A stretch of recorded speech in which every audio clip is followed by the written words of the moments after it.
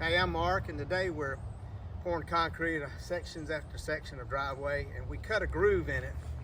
It's a 1.5 inch groove that let them see it, Tommy. It's an 1.5 inch groove. It weakens the concrete so that it will crack there. Concrete's going to crack. So we're pouring roughly 11 foot wide, so I put a groove roughly every 11 foot. Makes it square. Concrete likes to stay square. And I just bull floated it, the preliminary, so it's only preliminary.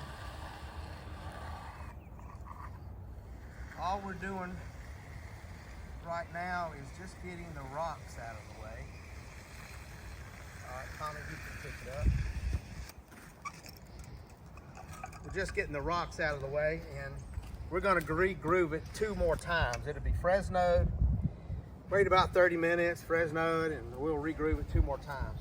The main thing is you get the big rocks out of the way while the concrete is soft.